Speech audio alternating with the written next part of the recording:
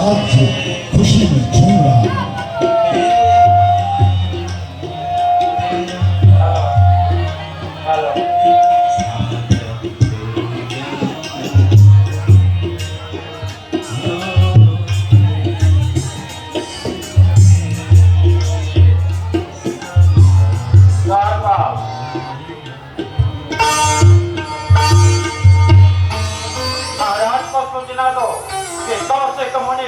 नेत्र आया है।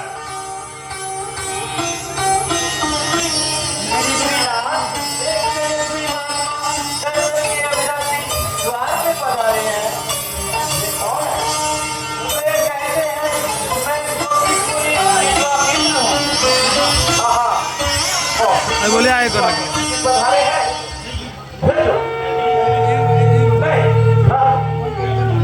उनकी अगवानी के लिए मैं स्वयं चलता। बंद करो भाई।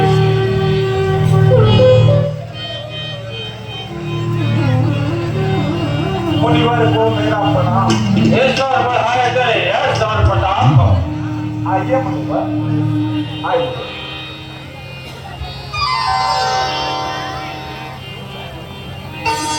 आइए मुनिवर, आसन ग्रहण।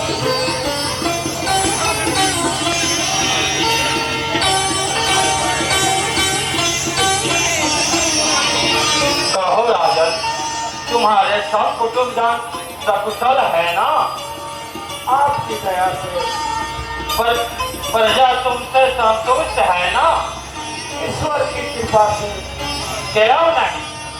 जहाँ वशिष्ठ जी से महाराज से वेद वक्ता धर्म उपस्थित हो, वहाँ प्रजा को संतोष न हो असंभव है। आपके पधारने से मुझे वह आनंद प्राप्त हुआ है मानो किसी भूखे को भोजन मिल गया हो।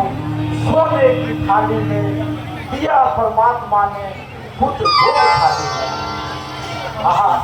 मुनि जी, मुझे आज्ञा दीजिए, मैं आपकी क्या सेवा कर सकता हूँ? क्या सेवा करने का साहस तेरी आत्मा में है?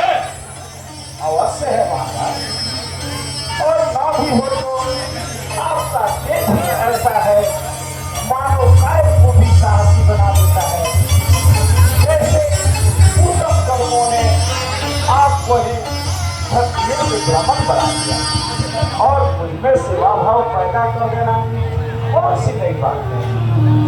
तो सुनो, मैं एक आवश्यक कार्य हेतु तेरे पास आया।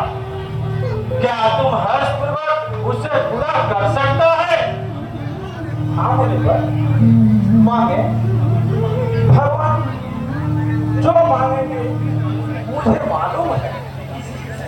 ये रिद्धि सिद्धि सब आपकी दासियां और दर्शन के बहाने जो मेरे पास आना हुआ केवल मेरा मान बढ़ाना हुआ। आप क्या दीजिए मुनिवर, मैं आपका कौन सा कार्य करूँ? मैं तुमसे कहिए संकोच न कीजिए। दुनिया में कोई बड़ा से बड़ा काम नहीं जिसे आप न पूरा कर सके और आपकी कृपा से मैं न पूरा कर सके। फिर रुकावट क्या? मैं एक दृष्टि से काम देखता और एक दृष्टि से तेरे हृदय को देखता। आप अधिक से अधिक मेरे प्राण मांग लेंगे या मेरा राज मांग लेंगे, मुझे इन दोनों को देने में कोई संकोच शायद नहीं, निश्चय आपको दान देने में दोनों तरफ से ही लाभ है। धन्य हो राजन, रघुवंशियों के मुख से ऐसी बातें निकलना स्वाभाविक है। अगर इन शर्तों को तुम पूरा करना चाहते हो तो मुझे वचन दो। वचन? ये वचन क्या चीज है? क्षत्रियों का वचन है, उसके मुख से जो वाणी निकले वही सौगंध है। तो सुनो, तूने सुबाहु और मारीच का नाम तो सुना ही होगा। हाँ, वही मारीच तड़का राक्षसी का बेटा। हाँ, उसी ने रावण के कहने पर मेरे कई यज्ञ विध्वंस कर दिए। किस प्रकार मुनिवर? जिस समय मैं यज्ञ करता हूँ दुख निश्चल मुझे देते हैं, पूजन सामग्री यज्ञ भूमि सब नष्ट भ्रष्ट कर देते हैं। जिस समय यज्ञ संपूर्ण होने को आता वह राक्षस मांस हरी मदिरा बेटी पर बरसाता है। उसके ऊपर से मैं घबरा रहा हूँ और उसी का सौदाना हुआ तेरे सामने भिक्षा के लिए हाथ फैला रहा हूँ। आज्ञा हो तो चला चलूं, चलने में कोई देर नहीं। लो राज पाट लश्कर देने में कोई तकरार नहीं। महाराज, मैं इसका प्रबंध अभी कर देता हूँ। इसका प्रबंध कुछ नहीं, केवल रामचंद्र को मेरे हवाले कर दो। वही उन दुष्टों को संहार कर मेरे यज्ञ की रक्षा करेंगे। रामचंद्र? हाँ, रामचंद्र। और इससे बड़े राक्षसों के सामने कोई चिंता नहीं। रामचंद्र नहीं, वो तो अभी बालक है। क्योंकि तुम पिता हो। महाराज, राक्षस लोग धोखे से युद्ध करते हैं। राम अभी बच्चा है महाराज। बच्चा है, परंतु वह ऐसा बच्चा है कि निकाले फूल नाभि से परमा उस फूल पर आए और जिसे देखना चाहे त्रिलोक नजर आए। मुनिराज, आप तो भगवान विष्णु की प्रशंसा कर रहे हैं। अब राम को तूने समझा क्या है? हाँ, ठीक है, समझ सकते नहीं तुम मोह के बस राम के बल को। जो होता एक दिन का राम काफी था असुर बल को। इस पर भी मैं बड़ा अति बड़ा कि नाम की दो विद्या सिखलाऊंगा जिससे भूख और प्यास नहीं सताएगी और राक्षसी माया समझ ली जाएगी। आखिर ये कौन चाहता है ईश्वर मिला? मुझको मंजूर है अपनी इज्जत, अपने नाम की जग की रक्षा करेगा राम और मैं राम की। निसंदेह आप चाहे तो एक लकड़ी का टुकड़ा खड़ा करके जग की रक्षा करा सकते,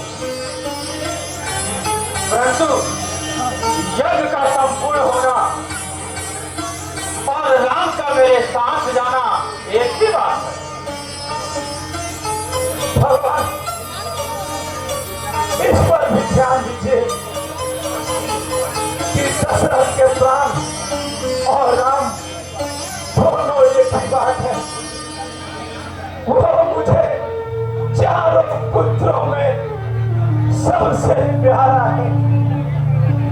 वो मेरे आंखों का तारा है, वो मेरे जीवन का सहारा है। महाराज,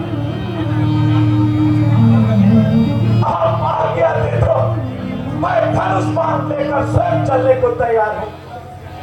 यह ठीक है, परंतु राजा तुम तो बड़ी बड़ी लड़ाइयों में विजय प्राप्त कर चुके हो, संसार में यश प्राप्त कर चुके हो। अब यह समय है कि तेजस्वी राम और लक्ष्मण के द्वारा ऐसा काम हो कि दुनिया में उनका भी नाम हो। मैं जानता हूं कि मारीच और सुबाहु राम के सिवाय किसी दूसरे से नहीं मारा जा सकता, इसलिए संदेह छोड़कर कुछ दिनों के लिए राम के मेरे हवाले कर दो। आश्चर्य की बात है कि अनुभवी लाखों पर आपको विश्वास नहीं और छोटे छोटे नादान बालकों पर आपको विश्वास है। सेवक इस सेवा से लाचार है महाराज।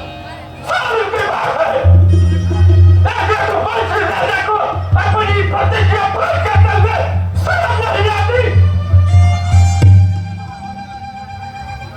महाराज इसके बदले में मैं स्वयं चलने को तैयार हूं। तू चलने आकर मैं वहां क्या करूंगा? तू न धर्म के मैदान में विश्वामित्र के सामने पीठ दिखाई है, तो क्या मुंडा छतों के सामने कहीं खाक लगेगा? वहां भी तुझे अपनी प्राणों का मोह माया होगा, तो क्या वहां खाक लगेगा? शांत तो सिकंदरी शांत। आप जब करना चाहते हैं तो क्रोध से बल न घटाओ। तेरे ही खानदान में 28 पीढ़ी पहले राजा हरिश्चंद्र हुआ था, क्या तूने उसका नाम नहीं सुना? बनाना था तुझे राजा अपने जैसे दानी को, वचन पर कर दिया बलिदान बेटी और रानी को। क्षमा भगवत क्षमा।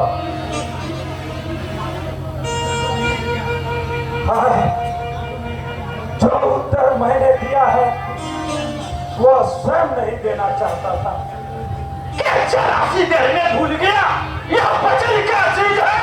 क्षत्रियों का वचन है, जिसका मुख से निकले वही संबंध है। ऐसे मिथ्या बारी बोलने वाले से मैं घबराता हूँ।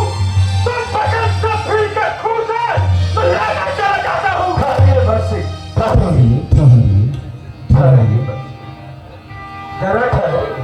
ठहरिए। आइए आइए रिसीवर आइए आइए रिसीवर, आइए। आइए।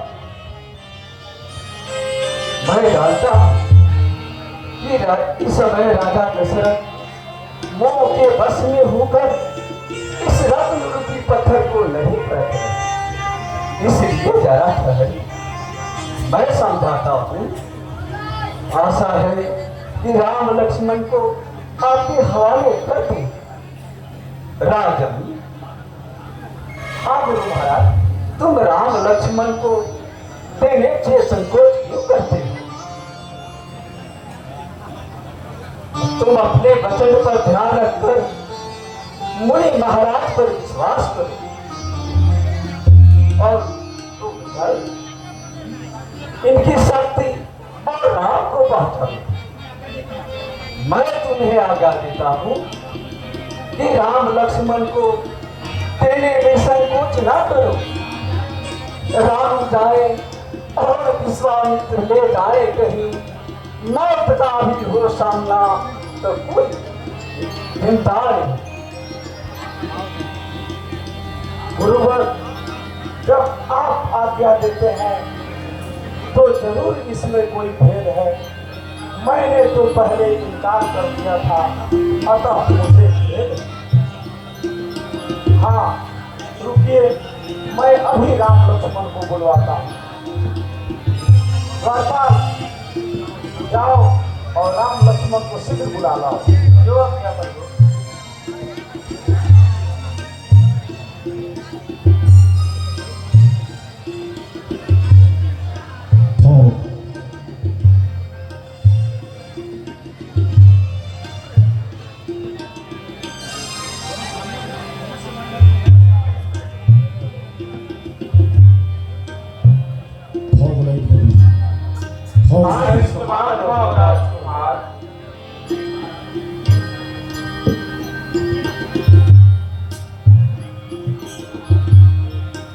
महाराज ले जाइए। मैं राम लक्ष्मण को आपके साथ फेरा स्वीकार करता हूँ। देखना महाराज, मेरे राम लक्ष्मण की रक्षा बस आपके हाथ में है। राजन, तुम निश्चित रहो। बेटा, गुरु महाराज को प्रणाम करो और मुनि महाराज के सिवा जाओ और वे जैसे जैसी आज्ञा देंगे उनका पालन करो। गुरु महाराज को प्रणाम करो। आयुष्मान भव। हेलो और मुनि महाराज के सेवा जाइए। चलो राम और लक्ष्मण। आगे आगे आगे मुनि चले, आगे आगे मुनि चले, पीछे दुनु भैया से चली भैले। अरे बक्सर बनवा चली भैया।